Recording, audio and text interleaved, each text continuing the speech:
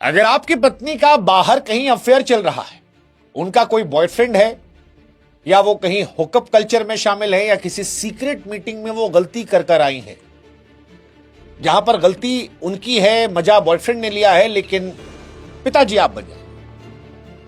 हां, ना मेहमान आएगा तो पापा आप बनेंगे।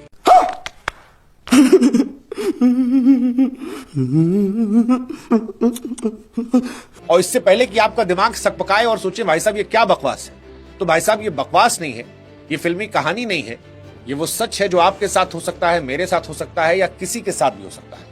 क्योंकि ये कहानी उस कानून की है जो पतियों को बलि का बकरा बना देती है। कानून की नजर में उस बच्चे का पिता वो नहीं होगा जिसके साथ आपकी पत्नी का अफेयर था, one night stand extra marital, बल्कि आप हो। यानी गलती पत्नी करी, मजा बॉयफ्रेंड लिया, लेकिन अस्पताल का बिल आप भरेंगे हंसकर, क्योंकि आप हैं हस्बैंड। अगर आपकी पत्नी का कोई बॉयफ्रेंड है और उस बॉयफ्रेंड से वह प्रेग्नेंट हो जाती है, तो उस बच्चे का बायोलॉजिकल फादर उसका हस्बैंड माना जाएगा, ना कि उसका बॉयफ्रेंड। पहली नजर में शायद आपका खून खौल रहा होगा, लग रहा होगा कि यह संभव नहीं है, ऐसा कोई कानून तो नहीं हो सकता है, ये कॉमेडी है। लेकिन ये कॉमेडी नहीं है, इंडियन एविडेंस एक्ट के सेक्शन 112 की कहानी है, जिसे आसान भाषा में कहा जा सकता है कि शादी मतलब बच्चे की गारंटी। कानून का सीधा फंडा है, अगर आपकी शादी कायम है और आप दोनों लीगल पति पत्नी हैं, तो उस शादी के बीच में आपकी पत्नी से जो भी बच्चा पैदा होगा वो आप ही का होगा। कोर्ट आपके बेडरूम में ये झांकने नहीं आएगी कि उस रात डिंग डोंग आप कर रहे थे या कोई और कर रहा था। कानून कहता है कि शादी है तो भरोसा है, और भरोसा है तो बच्चा पति का है। अब इससे पहले कि आप चप्पल उठाकर गाली देने की शुरुआत करें या दौड़े, इस कानून का पक्ष भी समझ लीजिए। यह कानून पतियों का दुश्मन नहीं है, यह उस बच्चे का दोस्त है जो अभी दुनिया में आया नहीं है। कानून नहीं चाहता किसी बच्चे के माथे पर नाजायज का ठप्पा लग जाए।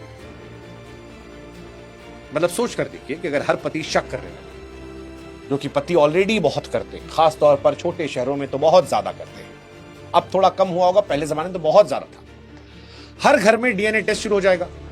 इनफैक्ट आज भी छोटे शहरों में, बड़े शहरों में, मेट्रो सिटीज में भी बहुत ज्यादा है, भरा पड़ा है हर घर में। तो हर घर में डीएनए टेस्ट होगा, तो आधे बच्चे समाज में पहचान के बिना घूमेंगे। अफेयर टूट सकते हैं, रिश्ते खत्म हो सकते हैं, लेकिन पति पत्नी के धोखेबाजी या पति पत्नी के रिश्ते के बीच में एक बच्चा जो है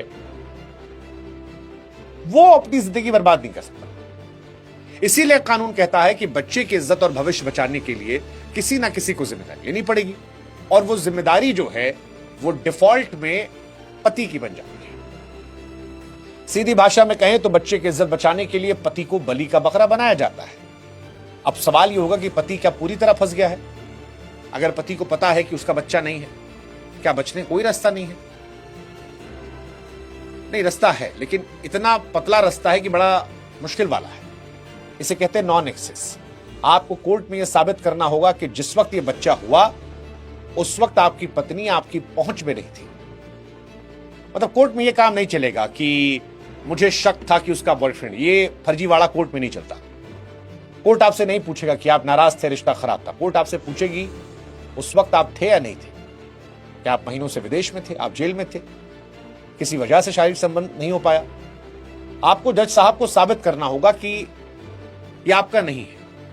मान लो जैसे कहना हो कि जज साहब, बीवी हमारी अमरोहा में थी लेकिन हम अमेरिका में थे, या हम अस्पताल में भर्ती थे, पक्के सबूत के साथ। अब आप में से कुछ आदमी बुद्धिजीवी कह सकते हैं कि भाई साहब 21वीं सदी है, इतना ताम झाम करने से अच्छा है डीएनए टेस्ट करवा लीजिए। पिक्चर में दिखाते हैं तुरंत डीएनए टेस्ट, डीएनए, दूध का दूध पानी का पानी हो जाएगा।